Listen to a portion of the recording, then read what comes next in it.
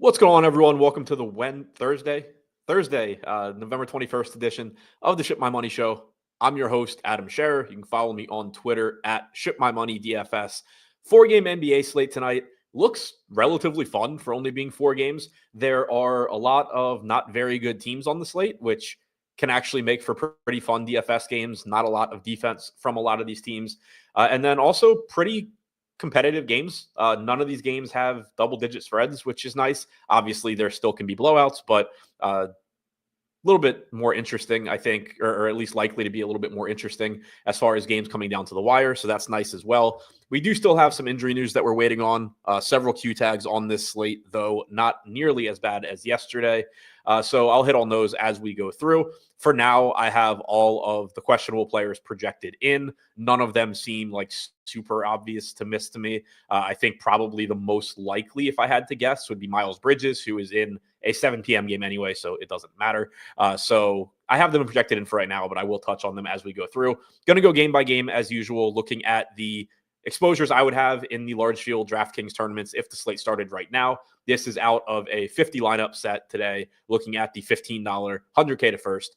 So that is what I'll be looking at. Starting in the Detroit and Charlotte game, close spread in this one. For the Pistons, we have a pretty clean injury report. Nobody on it that matters from a DFS standpoint. Sar Thompson is doubtful. He eventually will matter from a DFS standpoint, but he hasn't been healthy all season, so doesn't matter yet. We do have a pretty healthy Pistons team in general to that point. Tim Hardaway Jr. had missed time recently. He's back. Simone Fontecchio had missed time recently. He is back. So it does make this rotation a little bit deeper. It does potentially take a minute or two away from some guys like Tobias Harris, for example, who we've seen 35, 36-minute games from him at times this year in competitive games, now more likely to be playing in that like 32, 33-minute range. And his salary is still reasonable, but probably a little bit higher than it otherwise would be, for example. So that's somebody that is probably at least a little bit negatively affected. Beasley, of course, not playing as many minutes now that he's on the bench with Hardaway back in the starting lineup. Cade Cunningham getting 22% ownership here at 9,700. I'm getting the 14%. He looks good. He's still playing big minutes, averaging about 36 minutes per game for the season. No real reason to think that he's playing anything different than that here, barring foul trouble, blowout, anything like that. So Cunningham does look good. That salary is getting up there, but it has been warranted. He's been a good point per minute guy this year. The matchup here is solid. He is a good player overall. He scores, he contributes as far as rebounding and assists go as well. So happy with whatever Cade Cunningham you can get to. Right now, I happen to be a little bit below the field. 1.32 DraftKings points per minute so far this season on 31% usage and 38.5% assist percentage, in addition to a double-digit rebounding percentage. So all of that looks good. Triple-double upside whenever he's on the floor. Jalen Duren at 6,400 looks like a pretty solid mid-range center play. He's somebody that his playing time is difficult to project. There's a lot of volatility there, not because the Pistons intentionally jerk his playing time around, but because he just has been getting in foul trouble pretty frequently this year. In games where he's not in foul trouble, he can give you 30-plus minutes. He's a very good rebounder, good point per minute guy. And so the upside for him at his salary is really high. The issue is just that he's been in foul trouble often enough, or the Pistons get blown out often enough, or whatever it may be, that he's only averaged 25 minutes per game this season. Over his last five, he is at 27.5. Last three, though, only at 24. Played 30 last game. Those numbers kind of just tell the whole story of how volatile his playing time is, but that's not necessarily a bad thing because it does keep the salary in check. If Jalen Duren were consistently playing 30 to 32 minutes, he'd be like a $7,500 center, 7K center, somewhere in that range. So you are getting a discount for the playing time volatility. You have a small Charlotte front court, which, it can go two ways. Like, there is the threat that the Hornets kind of shoot centers off the floor, but probably not going to happen. It's more likely that the Pistons leave Jalen Duren out there. He grabs 100 rebounds. There's not really a whole lot to contest with him for rebounds. So really good rebounding spot for him, at least on paper from a size standpoint. Josh Gillum mentioned it in chat. You just don't have centers on Charlotte right now. So it looks like a good spot for Jalen Duren. Tobias Harris, I mentioned. I'm a little bit lighter on him than the field. I still think a $6,200 price tag is okay, but I'm expecting like 32, 33 minutes from him. There is still a little bit of upside there as far as if he's playing well, maybe he plays a little bit more, but there is also some downside where if he's not playing well, you have Fontecchio that can steal minutes from him. You have a lot of ways that this Detroit rotation can go. They have played Isaiah Stewart alongside Duren a little bit also. I don't expect that much, if at all, in this matchup, but the healthier that the Pistons are, there's just more ways for Tobias Harris to potentially lose minutes. I think 32 or 33 on average is a good estimate for him here. I'm not getting to too much. Jaden Ivey, 6,700, should give you around 32 minutes as well. Relatively high upside guy, decent price tag, although it has come up a little bit. I'm not too far off the field, but a little bit below. And then just getting the small amounts of Malik Beasley and Tim Hardaway Jr. Hardaway moved right back into the starting lineup last game in his return from injury. He's only 4K, should give you 28 to 30 minutes. Not a super, high usage guy, not a great fantasy producer, but at that price tag and in those minutes, good things can happen, but doesn't really look like a priority or anything that I need or the field needs on this slate. And then the same goes for Beasley at 5,200. He's coming off the bench, but he still should give you 28 to 30 minutes in most games. He is almost guaranteed to play the most minutes of anybody off the bench for Detroit. So if he fits into a lineup, fine, but certainly not any level of a priority. On the Charlotte side, I am getting to a lot of Miles Bridges right now. He is questionable. I mentioned it before the show that I would, if I had to guess, like what questionable guy gets ruled out, Bridges or Rui would probably be my first two guesses. Rui, obviously, because he's missed a bunch of games in a row. But Bridges, you got kind of the midday downgrade for knee soreness. I don't know what to make of it. I haven't projected in for right now. It is the first game on the slate, so we will have this news in time. We don't really need to spend too much time worrying about it. But if he's in, I do like him at 6,300. He had been playing, decent minutes early in the year. Then he missed a couple of games, came back, played like 27 minutes in a couple games in a row. Got up to 33 minutes last game. I projected him for 31 here. I am a little concerned because of the knee soreness. Like, I don't know if that, it's coming off the game where he played 33 minutes. I don't know if that means they're going to pull the playing time back down. I probably will take a minute or two off of his projection, especially now that I see I'm getting a lot of him at 32 minutes. 32 minutes would have been where I go for sure if he weren't questionable. But knowing that he is dealing with this, I think going back to like the 30 minutes that he's averaged overall this season is probably a good move and probably what I'll do, which is going to pull him down a little bit, but he still will look like a solid enough play at 6,300 if he's in and you're expecting around 30 minutes from him. Brandon Miller at 6,900 looks good. He's been playing huge minutes. He's a good enough fantasy producer, but he's up there with LaMelo as far as the guys that are most likely to play the most minutes on this team. Plays multiple positions, which is nice. Very easy for him to stay on the floor. He's averaged 1.03 DraftKings points per minute this year, 24.5% usage rate, 20.2% assist percentage, both pretty solid numbers for him. So I like getting to Brandon Miller here. LaMelo, 34% ownership for the field, 34% for me. I was actually hoping that we get him at a little bit lower ownership coming off of the last game where he just had really weird rotations. He got benched down the stretch in a competitive game. He only ended up playing 24 minutes in that one. I was hoping that maybe we would just get some sort of an ownership discount for people being scared off of whatever the hell happened in that game.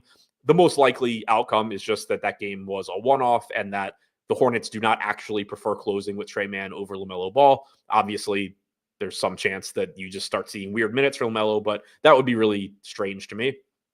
So I'm expecting 34, 35 minutes from him again here. I do also like, this is a game that has a 1 or 2 point spread. So blowout risk is about as low as it can be in an NBA game. And in competitive games, LaMelo gives you 35 plus minutes. So I do think that he looks really good here at 9,500. I am getting him a bit more than Cade Cunningham at a similar price. And then Trey Mann right now, and Josh just mentioned this in chat, Trey Mann, 4,400. He is probable to play. He played 25, 26 minutes last game. That's a little bit deceiving because he did come in and close over LaMelo, and that's not something that we're expecting to happen pretty much ever. The closing lineup is going to generally be LaMelo, Bridges, Miller, probably Grant Williams, and then one of Josh Green, Cody Martin, or Trey Mann, basically. So right now, with Bridges projected in, I have Mann projected for 22 or 23 minutes, and it basically at 4,400 just puts him in that range of guys where his median projection isn't that great, but there is volatility in his playing time. You can take advantage of variance at low ownership and just hope that you get the game where Trey Mann plays well, plays his way into more minutes. His playing time is, at least to some extent, probably positively correlated with his production, meaning that if he is playing well, he probably can find more minutes. It's not like there's a team of superstars ahead of him that he can't take minutes away from. So that is something that's always nice when you're going to those low-owned, volatile guys in DFS. But to Josh's point, he said he likes Mann if Bridges is out. If Bridges is out, there are minutes available here. Keep in mind that even though, Trey Mann doesn't play the same positions as Miles Bridges, you can slide Brandon Miller down a position. You can get plenty of minutes where LaMelo, Trey Mann, Brandon Miller are all playing together with like Josh Green and Grant Williams. And it's going to make Trey Mann look really good. I wouldn't be shocked if he starts if Bridges is out. Certainly doesn't have to. Cody Martin would probably be the most likely guy to start. But either way, I think Trey Mann looks good if Bridges is out. Cody Martin, 3,800, getting some ownership at 10%. Just had a question about him in chat. I projected him for 24 minutes here. He didn't show up for me. I think he's okay as a value play. I don't love the 10% ownership on him, assuming that Bridges is in. If Bridges is out, though, he is going to look like a good value. Like I said, he's probably the most likely guy to replace Bridges in the starting lineup. Probably would project around like 28 minutes or so if Bridges is out. Like I said, I have him at 24 if Bridges is in. So I think he's okay as a value if Bridges is in. I certainly think he's a good value if Bridges is out. Thoughts on Salon? I don't have any reason to get to him if Bridges is in. I think he plays like 12 to 14 minutes. If Bridges is out, he could play a bit more, or probably does play a bit more. He's somebody that I have to actually go through and reproject the minutes to see exactly how many I give him, because I know I'd be giving more minutes to Cody Martin. I know I'd be giving more minutes to Trey Mann. I'd probably be giving an extra rotation to Seth Curry, who basically has been playing like half of a rotation in recent games. My guess is that I would end up at like 18 to 20 minutes for him if he's coming off the bench. If he were the one to step in and start, then you probably go to like 22, 24 minutes. Still not a lot. Like I wouldn't expect him to close games pretty much ever. And that limits how many minutes you can project to somebody. But I would say that he probably, if Bridges is out at 3,100, becomes your like large field. It's a 4-game slate. Fuck it. Dart throw type guy. But I doubt that I can ever really get him to a point where I want to play a lot of him, because he's also not a good point per minute guy. He's at 0.68 DraftKings points per minute this year. He's not the type of guy that, plays 12 minutes off the bench, but if he steps into extra minutes, he's basically a lock to produce. He doesn't really produce fantasy points like that. So if Bridges is out, I think the two biggest beneficiaries are probably Trey Mann and Cody Martin. You also could get a few extra minutes for Josh Green, which would make him look a bit better as well. Moving on to the Minnesota and Toronto game. Mike Conley questionable for Minnesota. So is Dante DiVincenzo. Both of those pieces have a really big impact. Not that they are really great DFS plays if they are in. As you can see right now, I'm actually not getting to either one with them projected in, but it just opens up a lot of minutes potentially if they're out. Nickeil Alexander-Walker, you would expect to play more if one or both are out. Rob Dillingham was in the rotation the last few games, playing a handful of minutes. He probably plays more if one or either of them are out. Josh Minott probably gets in the rotation if one or both are out. But Alexander Walker certainly would start to look better at 4,100. Mike Conley's getting 15% ownership right now at 4,900. I'm a little surprised I didn't get to any. I did project him for 26 minutes. He's been playing more minutes recently over the last couple of games. No guarantee that continues. Overall this year, he's averaged 24 or 25 minutes per game. The last couple, he's played like 30 and 37. I projected 26. I still am not really getting to him in the run that I did before the show. He's certainly one of those guys that I could just get to a little bit more when I rerun stuff. I am getting to a lot of Rudy Gobert, 28% projected ownership. I am 2x the field at 50%. He's 6,600. He plays big minutes. He's in a good spot here against Toronto. He is a good point per minute producer. Very happy to be getting to him. Obviously, opportunity cost on a 4-game slate isn't going to be as high at center. There is still opportunity cost. You do still have Jalen Duren at a similar price. You have Jakob Poeltl on the other side of this game. But then you look at, the other games. Anthony Davis at center, obviously, is good. Orlando, we might not really have any centers to look at. Wendell Carter Jr. is questionable. If he's back, I expect that center rotation to be an absolute mess with him, Goga, and Mo Wagner. You don't have Wemby tonight for the Spurs. You do still have Collins, who's questionable. So, like, if Collins is out, then you get Bassey looking. Bassey looks good either way. We'll get to that. But Bassey looking even better, which would kind of, in some ways, make Gobert look worse because you're getting a really good value at center. But Gobert, I really like here at 6,600. We've seen a lot of just games where he plays big minutes this year in competitive games. Not always the case, averaging 33 minutes per game overall, but 35 and a half minutes per game over his last 5. I projected 34 minutes here. It gets him to show up a lot.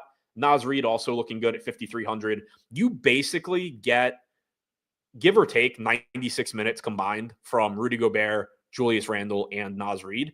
And that's pretty appealing considering that Reid plays both positions. So if you do get full minutes, like a full 34, 35 from Gobert, full 34, 35 from Randle, you're still looking at low 20s in minutes for Naz Reid. But if either of those guys for any reason play less than normal, and it doesn't have to be a lot less, Randle plays 33 or Gobert plays 32 or something like that, Reid is almost definitely the one soaking up that additional playing time. 5,300 for a very good point per minute guy just looks pretty appealing there.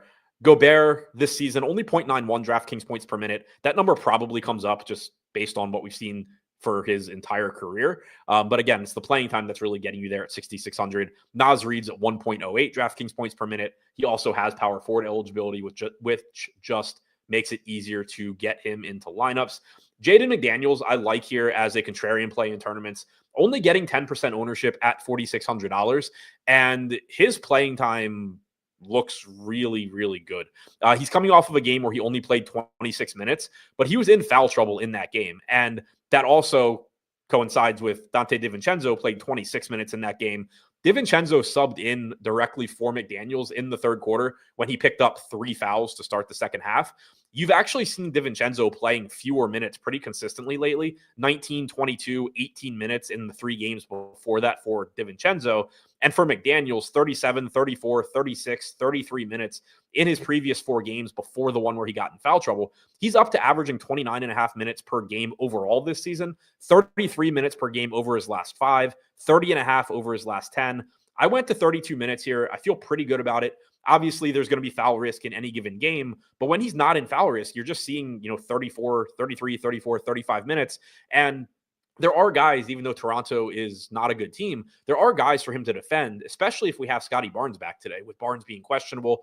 If Barnes is out there, that gives you Scotty Barnes and RJ Barrett, 2 guys that will have the ball in their hands. You have McDaniels and Edwards as your primary on-ball defenders for those guys. So there's extra reason potentially for McDaniels to be on the floor. But even if Barnes is out, I'm going to like McDaniels in this spot at that salary.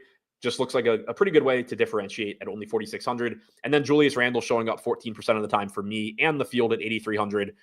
Not a lot to say there. It's Julius Randle. Should give you 34 minutes or so. Just looks good. A little surprised, and Josh mentioned it in chat.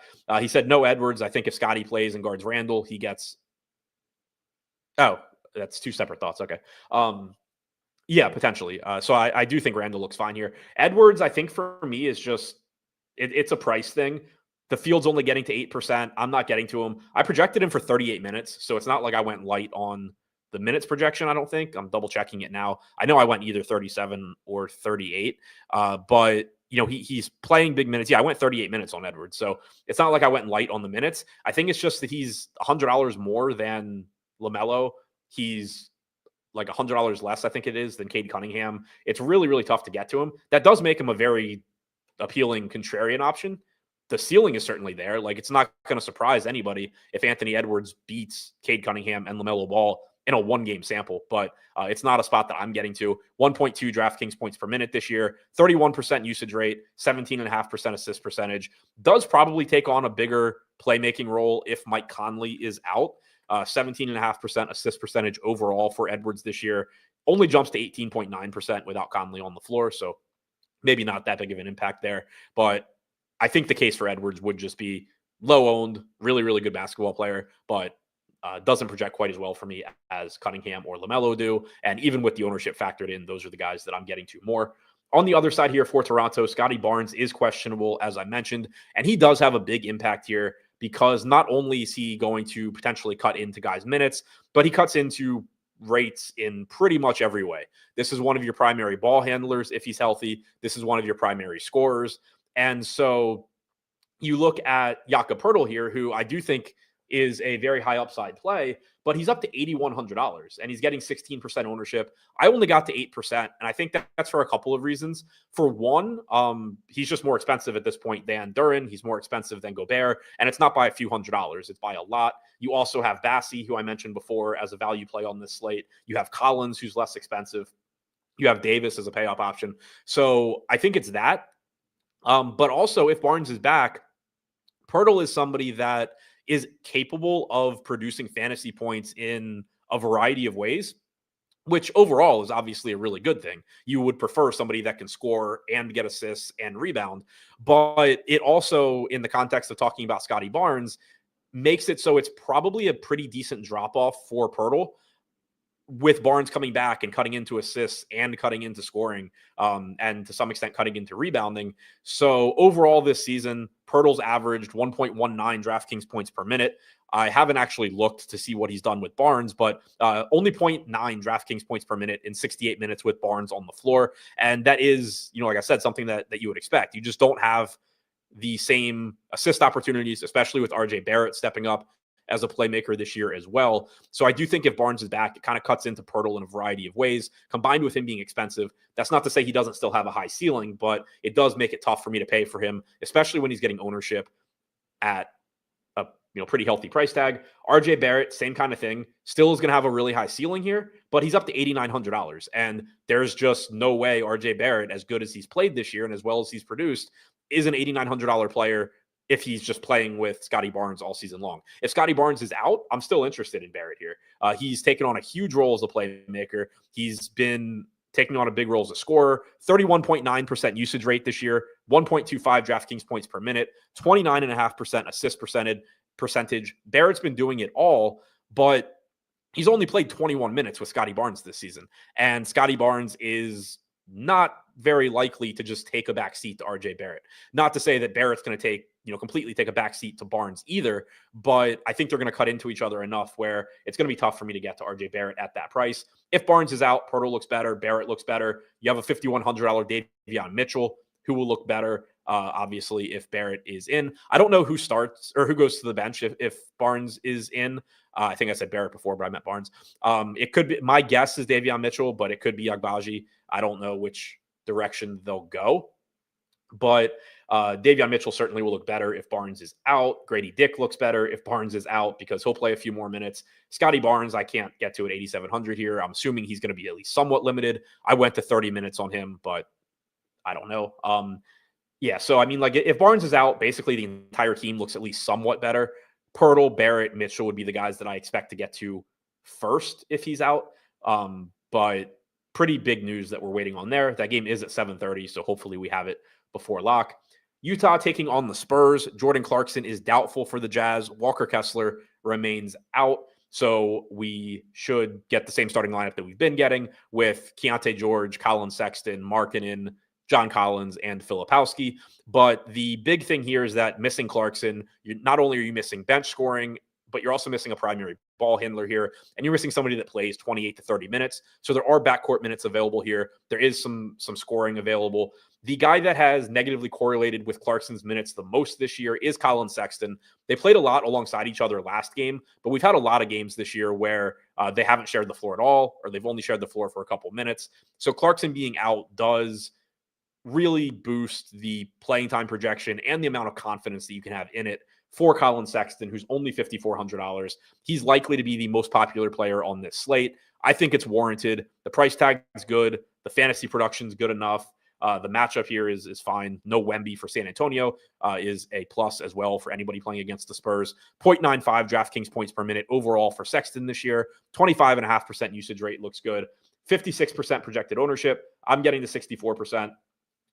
It just looks like a very, very obvious play here. Similarly, John Collins looks good, even at the elevated $7,200 price tag. 41% projected ownership. I'm getting to 54%. Being able to play him at power forward is really nice. It's not a particularly strong position on most slates. It's certainly not on this one. So the price tag there still looks pretty good. We know that Collins is a good point per minute guy. The issue for him this year has just been getting on the floor because the Jazz do not like playing Markkanen, Collins, and Walker Kessler all at the same time. So the result is that when Markkanen is healthy, you basically get Collins backing up Walker Kessler. But with Kessler being out, they're fine playing Markkanen and Collins together. So you get more playing time for Collins, should give you around 32 minutes or so. And he's a good fantasy producer. 1.27 DraftKings points per minute for Collins this year is far and away the highest on this Utah roster. 26.7% usage rate, 16.5% assist percentage, which looks good. It almost definitely will be coming down. I actually talked about this on the prop betting show I do for covers earlier this morning. John Collins has converted like 75% of his potential assists so far this season. Last season, for context, he converted about 40%.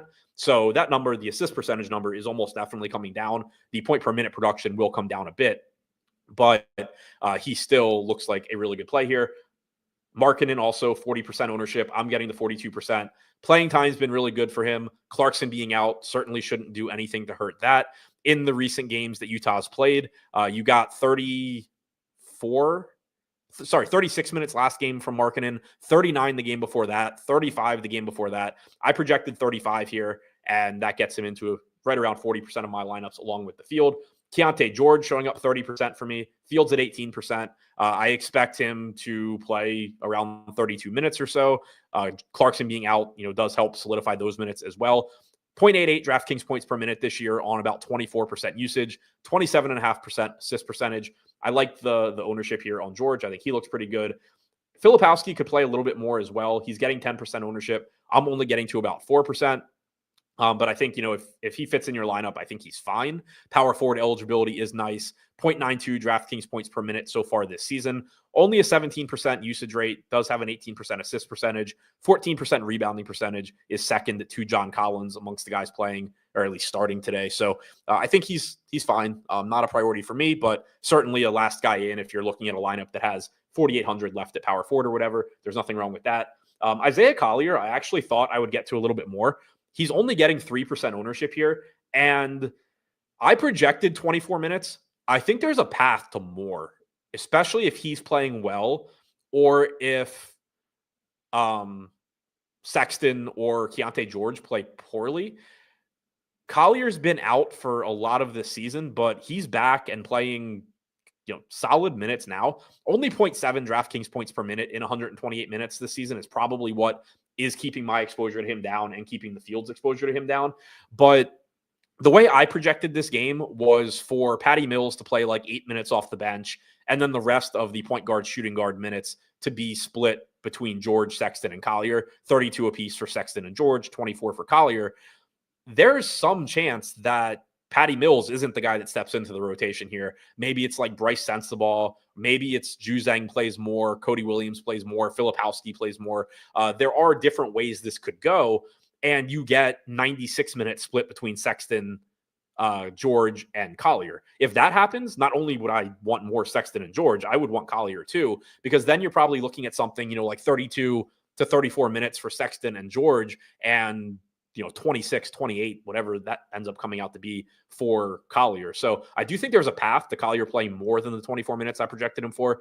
It does, that volatility does make him kind of interesting, but all of that being said, I'm still not getting to too much of him. And then Drew Eubanks, I am getting some. Field's not projected to go to him at all, which I get it. Punting center isn't the most appealing thing, especially on a slate like this where you have a better punt play at center in Charles Bassey. But Eubanks should get most of the backup center minutes. I projected him for either 16 or 18 minutes. He's only 3,600. If you get somebody in foul trouble, Filipowski, Collins, both, either, you can get more minutes for him that way as well. I projected 18 minutes. So I think he's a perfectly fine dart throw. He's not somebody that I'd want to be getting in tons of lineups, but getting him at around 10% as a low-owned guy, I think is perfectly fine. He's a very, very obvious pivot to Charles Bassey. Again, I think Bassey is the better play. I haven't looked, but I'm assuming that I have more Bassey than Eubanks. But it's not like it's difficult to envision a game where, even though we've seen Bassey be the straight backup to Zach Collins recently, it's not like it's crazy to think, oh, well, there's just randomly a game where Bassey plays 14 minutes and Mamu's in the rotation or something. I don't think that's the most likely case, but it obviously wouldn't be insane if it happened. And then you just get Eubanks at a fraction of the ownership. So I think he's the natural guy where, like, if you need to pay down at center, but you've already taken on a bunch of ownership elsewhere in your lineup, so you don't want to play Bassey, I think Eubanks is the guy that you move to in those lineups. But overall, Bassey is certainly the better projected play. Now moving over to the San Antonio side, Castle showing up the most for me and for the field, or second most for the field. 40% projected ownership. I got the 58%. $4,900 price tag, plenty of minutes available for him. No Devin Vassell again, which is good for Castle. No Wemby, so you have more fantasy production available in general. And the Spurs have been running Castle for pretty heavy minutes. I have him projected to play more minutes than anybody else in this starting lineup. They've, kind of been keeping Chris Paul in that like 28 to 30 minute range. Harrison Barnes ranges pretty much anywhere from like 26 to 32 minutes. Champagny, same thing. But Castle, 35 minutes last game, 28 the game before, 33 the game before. He's averaged 32 minutes per game over his last 3, 31 over his last 5. So he looks good here at this price tag as another, right around 5K guard that you can get to. And it just opens up some stuff elsewhere in your lineups. This is probably another reason why, like, I wasn't getting to much Anthony Edwards. I think that LaMelo and Cade obviously are priorities at their respective salaries, even though they're expensive. But then you have all these guards to pay down for too, with Sexton, with George, with Castle. And it just made it really difficult to then also be paying up for Anthony Edwards in addition to all of that. So I think that's another thing that has something to do with it. Overall, this season, Castle producing 0.81 DraftKings points per minute, 20% usage rate. So, nothing crazy as far as fantasy production goes so far, but also hasn't been bad. And the playing time looks nice at that salary. Good matchup as well. Jumps to 0.89 DraftKings points per minute in 189 minutes without Wemby on the floor. So that looks good. I like Keldon Johnson here as a not low-owned play, but moderately low-owned play at 19%. I think that you have a path to a lot of minutes for him. And also no Devin Vassell means additional bench scoring opportunities for Keldon too. So I have him projected for 28 minutes here. He generally plays in that range, especially if this game's competitive. You have a 1 or 2 point spread on this game, so relatively likely to be competitive. Keldon played 29 minutes last time out in a similar situation with Vassell. Only 21 minutes the game before that with Vassell or Wemby. That game was back on the 16th. I'm pretty sure, that was the massive blowout loss against Dallas. Keldon Johnson didn't play at all in the fourth quarter. Pretty much nobody did play much in the fourth quarter outside of the second unit. So not reading into that one. But if this game's competitive, you're probably looking at around 28 minutes for Keldon Johnson, which I think makes him look good at 5,300 and not a crazy amount of ownership. Charles Bassey getting 42% ownership at 4K. I'm getting the 32%. He is obviously a good value play, good point per minute guy. He's produced 1.13 DraftKings points per minute so far this year. That's more or less in line with what he's done in the past. There is still volatility here. Now, on the one hand, his playing time in these couple of games without Wemby has been great. It's everything that you would want to see. He's played every minute, basically, that Zach Collins has not been on the floor. 26 minutes from Zach Collins 2 games ago, 22 from Bassey, 26 minutes last game, 21 from Bassey. It's just been, he's the straight backup center. His minutes are 48 minus Zach Collins in the 2 games we've seen without Wemby. If you project 21, 22 minutes for Charles Bassey, he is a really, really good value. The downside is, well, there's 2 things. One, what I was saying before, where what happens if Mamu just gets a rotation? Like if this becomes 26 minutes for Zach Collins, 14 minutes, 16 minutes, something like that for Charles Bassey, and then 8 minutes for Mamu at center, as opposed to at alongside Bassey. That is something that can happen. It's not the most likely case, but it certainly can. And then the other thing that could happen is you just get the game where Zach Collins plays 32 minutes instead of 26, and now Bassey's playing 16 instead of 21 or 22. So again, not the most likely thing to happen, but Collins played 26 minutes in the blowout loss against the Mavs. He also played 26 minutes in the most recent game, which was more competitive against Oklahoma City. San Antonio won by 6. Collins played 26 in that one. But I think it is important to note here that Zach Collins didn't close the first half of that game. He did close the second half. You got, more normal rotations in the second half, but like there are minutes on the table for Zach Collins to play more. And that is scary for Bassey's playing time. But ultimately, Bassey is only 4K. So if he were to play like 18 minutes, he still has a decent chance at getting there anyway. These, plays like this are always going to be scary when they're really, really popular. But at the same time, with the information we have is that Charles Bassey is most likely just the straight backup center here and playing, 18, 20 minutes, somewhere in that range on average. So certainly looks good. But again, that ownership is scary, just given the volatility that comes with being a backup center. Chris Paul, also popular here at 6,300, 38% projected ownership. I'm at 32%. Chris Paul is just kind of always going to look good in games that are likely to be competitive because blowouts have kept his average playing time down a decent amount this year. Overall this season, he's averaged 28.4 minutes per game, and that's pretty much what he's averaged across any sample of games recently that you look at, last 3, last 5, last 10. But when games are competitive, you're pretty often getting like 29, 30, 31 minutes. And so you do get that extra minute or two from him usually when games go down to the wire. I projected 29 minutes here, makes him look pretty good at 6,300. I like Zach Collins at 6K, getting 15% ownership. I'm getting to 26%. And I do like seeing that because, for one, I think Zach Collins is just a pretty good play. I projected 26 minutes. He's reasonably priced at 6K. He's averaged 1.08 DraftKings points per minute in 235 minutes this season. So he just projects well. He looks good. But there is also negative correlation with Charles Bassey. I think that on a 4-game slate, you can play Collins and Bassey together. I think it's fine.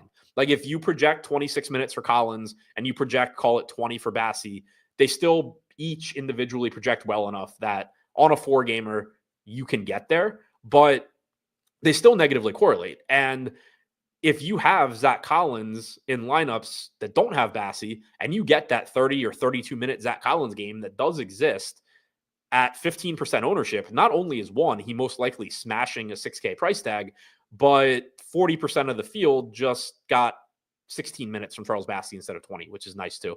So there is some negative correlation there, which is nice. There's a lot of negative correlation. It's just that they're both cheap enough that at their median, they still look okay. But in the ceiling playing time games for Zach Collins, those games are still really bad for Charles Bassey. So it gives you some leverage on the Bassey lineups playing more Collins as well. Champagny, only 4,600, likely playing 28, 29 minutes. He looks pretty good. Harrison Barnes, I kind of am surprised I don't have more. I projected 29 minutes for him. He's only 4,400. He played 32 last game with no Vassell or Wemby. I don't know. On the one hand, I would say I don't really understand why there's such a big ownership gap between Champagny and Barnes. But on the other hand, as you can see on the screen, I'm playing Champagny a lot more than I'm playing Barnes. So there's some reason for it. It's probably that Harrison Barnes has sucked this year. 0.66 DraftKings points per minute compared to 0.81 for Champagny. So, it probably just is that. My projection on Champagny is like 3.5 points higher in the same number of minutes. So probably has to do with that. 0.86 DraftKings points per minute for Champagny with no Wemby on the floor, still only 0.67 for Barnes. So if you are playing Barnes, you're kind of just hoping that he recaptures the ability to make 3-pointers and, produce fantasy points. But he is really cheap. If you need if you just have a really popular lineup, you need a cheap forward. You don't want to go to Champagny because that's just adding 30% more ownership to your lineup than somebody like Harrison Barnes fits. Similarly with Trey Jones, doesn't project as any sort of a priority, but in lineups that are already popular, if you need him, that's perfectly fine. Can we play Collins and Bassey together? I think you can. Yeah, I just said it a second ago, but in case you missed it, I think you can. It's not my favorite thing, but out of the 13 Zach Collins lineups I'd be playing, none of them have Bassey, which is cool. Very happy with that. If it had been, 10% or something like that, that would have been fine too. But I don't have any of the 50 I'd be playing right now. I don't have any Bassey Collins together, which is good to see. I didn't set that rule. It's just with correlations factored in, they still didn't show up together. So that's cool. So Spurs are going to be really popular here, and I think should be. KJ said, can you talk about LaMelo versus Cade? Yeah, I kind of did when I was going through that game, but I have more LaMelo than Cade. He averages, or he just, I think, projects a little bit better for me. He's a little bit cheaper. They're similar, obviously similar ceilings. I have LaMelo projected for, like 48, basically a point and a half more than Cunningham, and he's $200 less expensive. So I'm getting to a little bit more, but they're similar plays from a ceiling standpoint. They're both likely to play big minutes. They both contribute in every stat category. So I don't think you can really go wrong with either one, but LaMelo is the one that I'm getting more of and the one the field is getting more of. Now, moving to the late game, starting 3.5 hours after the first game, where we have plenty of Q tags as well. This game is going to be a mess, probably. We're not going to have information, I would assume, beforehand. But we do know that KCP is out. Anthony Black is the most likely guy, I think, to move into the starting lineup. He's been getting a lot of minutes off the bench lately. He can fill in here and looks pretty good. $4,400 price tag, 17% projected ownership right now. I don't know if maybe that ownership number is a little bit low because people don't know if he's going to start, and I'm projecting him to start, so I'm just naturally higher. I don't know what it is. I mean, you can see here the SaberSim projection is only like 2 points lower than mine, so I'm not crazy high compared to the field, but maybe that has something to do with it, is that I projected 30 minutes here for Black.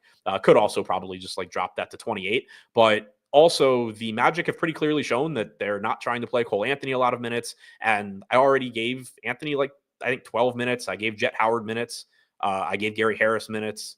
So I don't know. I feel okay about 30 minutes for Black here. He's been playing plenty off the bench. We've seen him closing games at times off the bench. So I like Anthony Black one way or the other here at 4,400. Franz Wagner, $9,100 price tag. Very expensive price tag, but we've just seen really, really good production from him with no Paolo Banchero. I do think that Wendell Carter Jr.'s status matters a little bit here for Wagner. Not in the sense that I think it would make Wagner a bad play if Carter's back. I have Carter projected in, and I still got to 22% Franz Wagner. I did take a minute off of how I normally project Wagner, assuming that Carter's back, just because it does add a body to the rotation, but then obviously you're also losing KCP. It is a back-to-back too, so I went 36 minutes for Wagner. Still should play plenty, and certainly could play more than that. He looks perfectly fine at that salary. 4,300 for Jonathan Isaac. I got the 4%. Fields at 7%. Somebody had just said, I lost it. Einsteinium said, in this matchup against the Lakers, do you think Isaac is live to play more minutes tonight? Also, do you like Cole Anthony as a pivot off Anthony Black? So to the Jonathan Isaac question, yes, but I'm concerned with it being a back-to-back. Isaac's been playing a bit more in general lately, which is really good to see. He's been closing games often over Goga. If Wendell Carter is back, that could muddy that a bit. But you could still get a closing lineup of Suggs, KCP, or in this case, Black, Wagner, Isaac, Carter would be perfectly fine. So I do think Isaac is pretty live to close this game. I still only went to 21 minutes because of it being the back-to-back. I'm not comfortable going to like 24, 25 minutes or something on Isaac, just because it's Jonathan Isaac, it's a back-to-back, and Orlando does have plenty of wings. Cole Anthony here is, I think, the really tricky one. I don't really know what to do with him. He's getting 14% ownership. I projected him for like 12 minutes, which got him to like a 12 fantasy point projection. He showed up 2% of the time for me. Fields at 14%. He's 3K flat. So if Cole Anthony actually plays, he is going to look really, really good. My concern here is that I don't know how much Cole Anthony needs to play. Orlando could just throw him a bone and say, KCP's out, go play 20 minutes for, because you've barely been in the rotation, and, go have fun. That certainly can happen. It's not like KCP is a primary ball handler or scorer.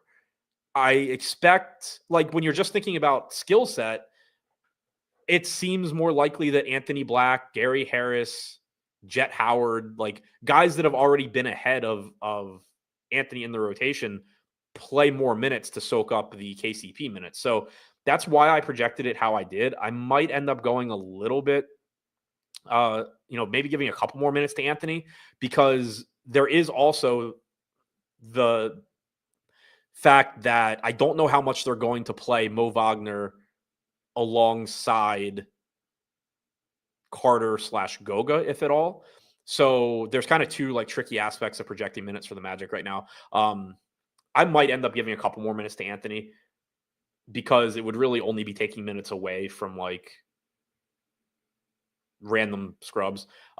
So yeah, I mean, I think Anthony's perfectly fine as a dart throw. Just don't be surprised if he plays like 10, 12 minutes, but I also wouldn't be surprised if he played like 18 to 20. I really don't know what they're going to do with him here. So yeah, I'm probably going to end up projecting him a little bit better. I'll end up getting to a little bit more. Jalen Suggs, 6,800, not really showing up for me. I went 32 minutes.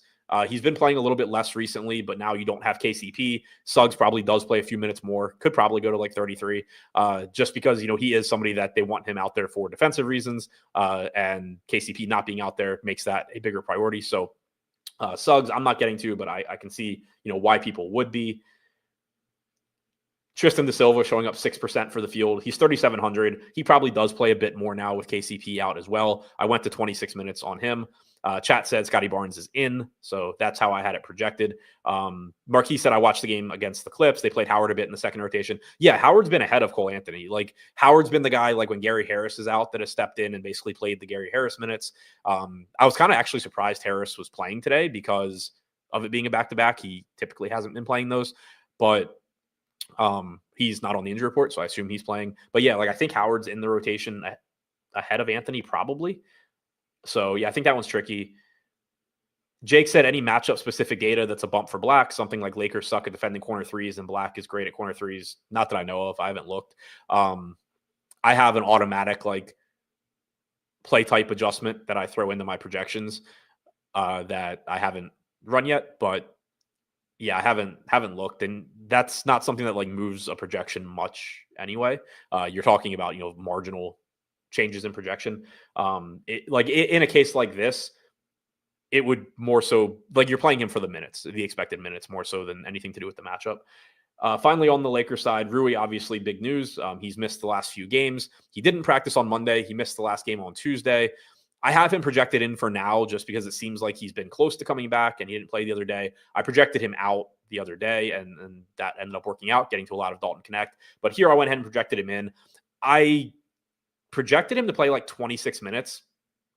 I don't really know. I wouldn't be surprised if he comes off the bench. My thinking there being that Dalton Connect's been shooting the lights out. You keep Cam Reddish in there, and then you just have Rui play like 26, 28 off the bench to kind of start easing him back. If he starts, I don't know if it's over Connect or Reddish. I assume it's over Connect, but I don't know. But I projected 26 to Rui. I went 28 or 30 to Dalton Connect. I went 24 to Cam Reddish. The actual starting lineup here and whether or not Rui is even in at all obviously has a big impact. If Rui is out, you can project a lot more minutes to Dalton Connect, especially if he's going to shoot the lights out again. But Rui obviously has a huge impact here. Connect would look better at 5,100 if Rui is out for sure. LeBron looks like the priority for me. I'm getting to 28%. Fields at 18%. You've just seen plenty of production from him. He's playing big minutes. D'Angelo Russell coming off the bench, just opens up more playmaking as well for Reeves and for LeBron. So he looks good. Russell at 4,600. I projected for 24 minutes. He shows up a little bit. Reeves shows up a little bit. His salary's gotten up to 7,200 though, so that's a tough one. LeBron at 1.34 DraftKings points per minute with a 45.3% assist percentage in 223 minutes played without D'Angelo Russell on the floor. So just insane assist opportunities, assist numbers for LeBron. Also a 30.9% usage rate over that stretch. So looking really good. I'm not getting to Anthony Davis. He's up to $11,100. He's getting 8% ownership. If you can find the salary, fine. But I'm getting to more at center of the mid-range guys and then cheap guys with Eubanks and Bassey, in addition to, Collins and Duran and Gobert. So that's the approach I'm taking at center, and it's costing me some Anthony Davis. Marquee Sports said Anthony Davis and LeBron in the same lineup. I think it's fine. It's a 4-game slate, so opportunity cost in general is just going to be lower. They are getting relatively expensive. I've definitely been playing them together at times this year, but LeBron also was like 8,500 or 9K for a little bit. So now that you have 10-1 for LeBron and 11-1 for Davis, it's more difficult to get them together. One, just because they're both so expensive, but then two, for them to really hit the ceiling that you need. You're talking about, a game where the other team probably has somebody doing really well. But at the same time, they are clearly such big parts of any production that the Lakers give you. Also, you're generally going to get their minutes staggered, so it's not as big a deal. Like if LeBron and Davis were sharing the floor for every minute they both play, then they're going to be cutting into each other's production more. But every minute or most minutes that Davis isn't on the floor, LeBron's on the floor and vice versa. So it does allow them both to have good games at the same time a little bit more frequently. So long way of saying I think it's fine. I'm obviously not getting to it since I don't have Davis anyway. But I think it's difficult in general on this slate to get to it, but I wouldn't set any rules against it. Nobody else really showing up for the Lakers. Mr. TD said connect with a question mark. I think if Rui's out, I get to him. If Rui's in, I have a hard time getting to him at 5,100. Jeremy Savage said, or Josh said no AD sprinkle. Yeah, I mean, if you get to him, fine. Like I'm obviously not going to be upset about it, but he's also he's center only on DraftKings. He's really expensive, and I like mid-range and value centers here. I think LeBron's more valuable because he's $1,000 cheaper and he has power forward and small forward eligibility. So you have more spots you can play him, and it's just lower opportunity costs to get him into lineups. So that's why he's showing up more. Terrence said Bridges plays ? I don't know. I have him projected in for right now, but I have no idea if he's playing. That's the first game on the slate, though. Scotty Barnes will start and have a minutes limit. I had projected 30 minutes. That's probably where I'm going to stay unless we get something more specific than starting with minutes limit. Thoughts on Cade and Melo in the same lineup? Yeah, if you can make it work with the salary, by all means. Always nice to have opposing stars going against each other. You just hope that game ends up being a shootout and that those two are just going back and forth down the stretch and racking up fantasy points. So if you can make that work, great. So that's all I have for you on this one. Thank you for checking out the show. Don't forget to sign up for Endgame Syndicate using the link in the description below. DFS instructional videos, strategy videos from Utica, Nerdy Tenor, Brick75, myself, access to us in Discord, monthly roundtables answering your questions, helping you get better at DFS, saving you time and money that, making mistakes that we've made in the past.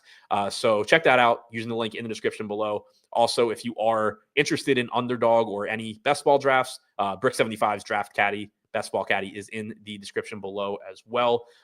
I will most likely be back at the same time tomorrow, assuming I get projections done in time for the Friday slate. So be sure to follow on Twitter, subscribe to the YouTube channel so you are aware when that show will be going live. Don't forget the thumbs up button, and good luck on your lineups tonight.